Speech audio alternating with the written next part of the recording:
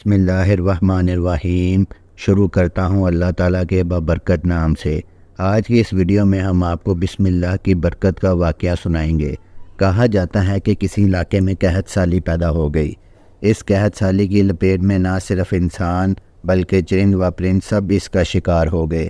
مویشی مالکان بے حد پریشان تھے۔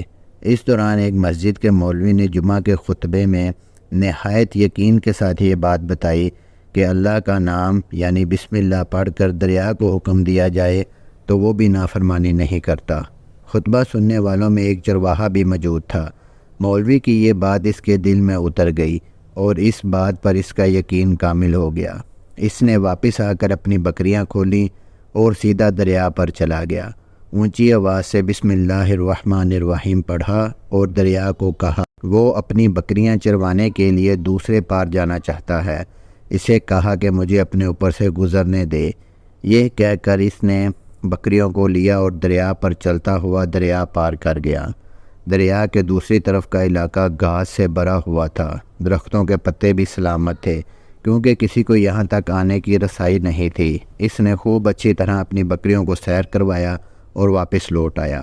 پھر یہ اس کا معمول بن گیا کہ وہ بکریاں پار چھوڑ کر واپس آ جاتا اور شام کو جا کر بکریاں لے آتا۔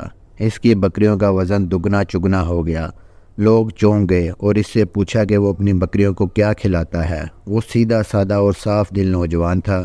اس نے صاف صاف بات بتا دی کہ جناب میں تو بسم اللہ الرحمن الرحیم پڑھ کر دریا پر چل کر اپنی بکریاں دوسری طرف چروانے لے جاتا ہوں۔ یہ بات سب نے سنی مگر کسی نے اس چرواہے کی بات پر یقین نہیں کیا کیونکہ یہ ناقابل یقین بات تھی۔ مگر بات ہوتے ہوتے مولوی صاحب کے پاس پہنچ گئی۔ مولوی صاحب نے اس چرواہے کو بلایا اور سارا ماجرا پوچھا۔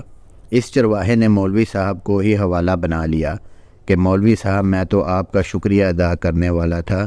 آپ نے جمعہ کے خطبے میں جو نسخہ بتایا تھا کہ بسم اللہ کہہ کر دریا کو بھی حکم دو تو وہ بھی انکار نہیں کرتا، تو بس میں تو اسی نسخے پر عمل کر رہا ہوں۔ مولوی صاحب حیرت سے اس کے چہرے کو دیکھتے رہے۔ مولوی صاحب نے کہا بھائی صاحب ایسی باتیں تو ہم ہر جمعہ میں کرتے ہیں، فقط ان کا مقصد صرف لوگوں کا ایمان بنانا ہوتا ہے۔ مگر بکریوں والا ڈٹا رہا کہ میں تو بسم اللہ کہہ کر پانی پر چلتا ہوں، بکریوں سمیت پانی پار چلا جاتا ہوں۔ آخرکار مولوی صاحب نے صبح خود یہ تجربہ کرنے کی ٹھانی جسے دیکھنے چرواہے سمیت پورا علاقہ بھی آ گیا۔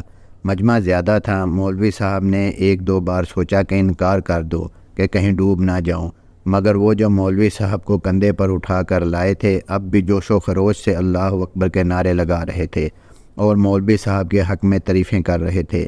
آخرکار مولوی صاحب نے اپنے ڈر کو دور کرنے کے لیے ایک رسہ منگوایا۔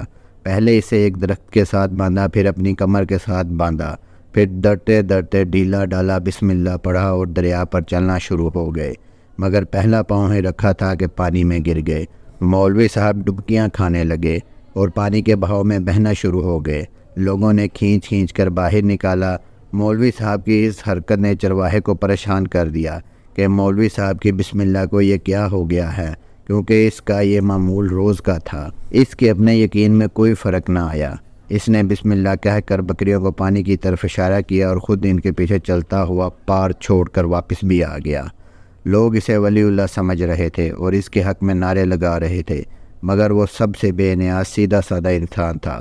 وہ مولوی صاحب کے پاس پہنچا اور کہا مولوی صاحب میں آپ کی بسم اللہ کی تعریف سے کافی پریشان تھا، مگر پانی پر چلتے ہوئے مجھے آپ کی بسم اللہ کی بیماری کا پتہ چل گیا۔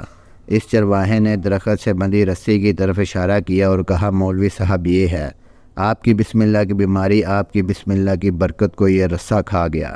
آپ کو اللہ اور بسم اللہ سے زیادہ اس رسے پر بھروسہ تھا، لہذا اللہ نے بھی آپ کو رسی کے حوالے کر دیا۔ پھر کہنے لگا مولوی صاحب آپ بھی کمال کرتے ہو، میں نے آپ کے منہ سے سنا اور یقین کر لیا اور میرے اللہ نے میرے یقین کی لاج رکھ لی، مگر آپ نے اللہ کا کلام سنا مگر یقین نہیں کیا، لہذا آپ کو اللہ نے رسوا کر دیا۔ محترم عزیز دوستو، یہی کچھ ہمارا حال ہے۔ ہماری نمازوں اور دعاؤں کا حال بھی یقین سے خالی ہے۔ اللہ تعالی ہمیں صحیح طرح عمل کرنے کی توفیق عطا فرمائے۔ اگر آپ کو ہماری ویڈیو اچھی لگی ہے تو ویڈیو کو لائک کریں، اپنے دوستوں کے ساتھ شیئر کریں، چینل کو لازمی سبسکرائب کریں تاکہ اس طرح کی انفارمیٹیو ویڈیو آپ کو بر وقت ملتی رہے۔ اگلی ویڈیو تک کے لیے اللہ حافظ، اللہ نگہبان۔